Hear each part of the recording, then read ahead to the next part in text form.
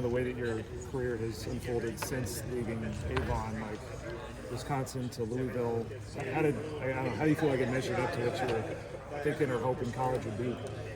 I think college, just for everybody, especially just playing at a high level, being at a Division I school, two obviously Wisconsin and Louisville. I've been a part of a lot of great rooms, and I think that's been like a good thing for me. Obviously, me never being like a feature guy, something I honestly like to use to my advantage, going ahead and all that stuff. Just because I might only have like 250 career carries, whereas there's a lot of guys coming out who might have 400 to 600 carries, possibly, depending on where they're at or how long they played. But just being able to have less, but then still fortunate enough to have enough to get invited to the combine, into like the East-West games, stuff like that. It was fortunate, but it's definitely something I try to use to my advantage. But I was able to learn from a lot of greats. Obviously, being young, being in the same backfield as Jonathan Taylor, has been obviously a blessing. How much did you cross over with Jonathan? Was it just 1 year? We had 2 years. 2 years. Okay, so what's that like as a running back coming in, seeing the level he's at, the things that he did? Like, what did you notice just instantly at that time about like what makes him a little different? Mm-hmm. Yeah, so for me, obviously there was a big learning curve. I was a wide receiver in high school, so not only making the transition to college, but making the transition to running back as well. He was just a guy who who was just willing to help out younger guys a lot in that situation.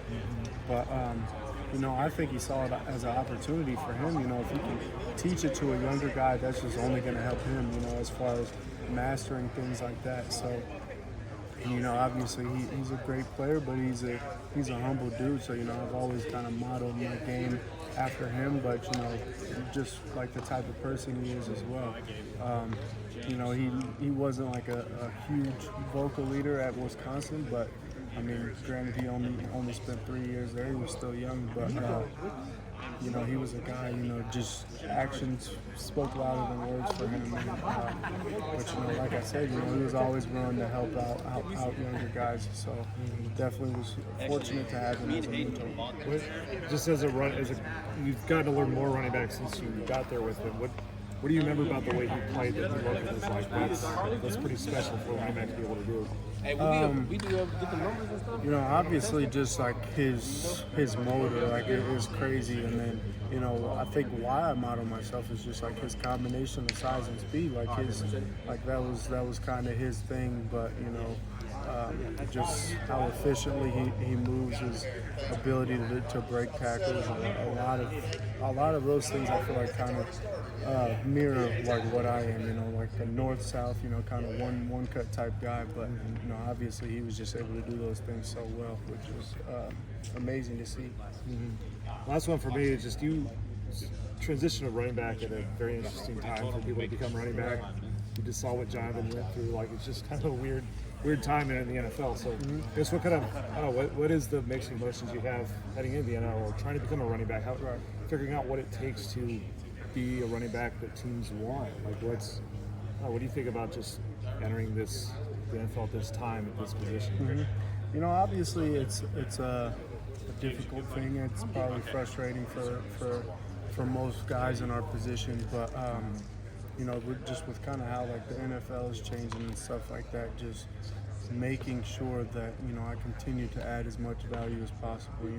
There's not a lot of guys that are in the backfield that just run the ball. Just making sure I'm good at running the ball, pass protecting, catching the ball out of the backfield, and then obviously adding as much special teams value as possible. I think that's what's most important. But some guys kind of overlook the special teams portion of it, and that's something that I don't do. Just take pride in that, because that's the difference in adding maybe a couple extra years onto your career. So just anything I can do to add value, I'm willing to do. Appreciate it, man. Nice to meet you. Yeah, nice to meet you as well. To that point, at a position like this, what keeps you determined and encouraged? playing the running back position? Honestly, just my will and just my eagerness to develop and continue to progress. I think for me, I don't think I've played my best ball yet. So, it's exciting, just to continue to develop and continue to get the opportunity to work with new coaches and stuff. I think that's what excites me. And this is kind of an odd year for running backs in this draft. It seems like rankings are all over the place. So what makes you specifically among the top of the class?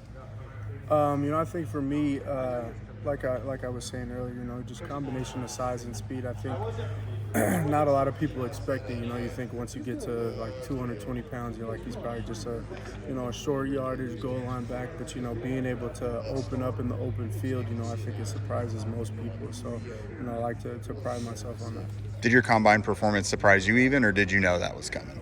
I definitely knew it was coming, but I think it was just exciting to know that a lot of people didn't expect, me to test the way I did. So being able to go out there and perform was good for me. Shoot, same with Jonathan too. I think that locked him in early. Yep.